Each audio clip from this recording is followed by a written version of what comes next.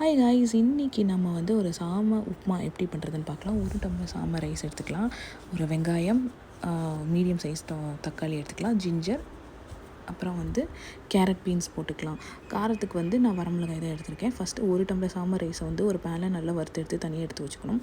நான் வந்து குக்கரில் தான் பண்ணுறேன். ஸோ குக்கரில் வந்து கொஞ்சோண்டு எண்ணெய்லாம் ஊற்றி கடுகு, கடலைப்பருப்பு, உளுத்தம்பருப்பு இதெல்லாம் போட்டு நம்ம நல்லா வதக்கிக்கலாம். அது கூட வந்து வரமிளகாய் கொஞ்சோன்னு அதில் போட்டுட்டு, நம்ம காரம் எவ்வளோ சாப்பிடுவாங்களோ அது மாதிரி கொஞ்சோன்னு வந்து வரமிளகாய் போட்டு, கருவேப்பிலை, வெங்காயம் நல்லா வதங்கினதுக்கப்புறம் கொஞ்சம் தக்காளி போட்டுக்கலாம். நான் இப்போ தான் உப்பு சேர்த்துருக்கேன். அதுக்கப்புறம் அது நல்லா வதங்கினதுக்கப்புறம் கேரட், பீன்ஸ் நம்ம அதில் போட போகிறோம். நான் இஞ்சி சொல்லியிருந்தேன், இஞ்சி நான் அதில் போட்டிருக்கேன், பட் அதில் காட்டல. இஞ்சி நான் போட்டிருக்கேன். கண்டிப்பாக இஞ்சி இதில் சேர்த்துக்கணும் நம்ம.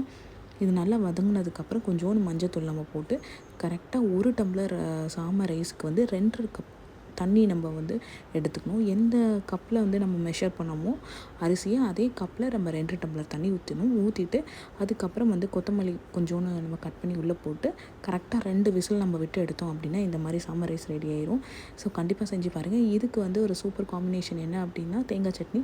ஸோ அதோட பேர் பண்ணி சாப்பிடுங்க, சூப்பராக இருக்கும்.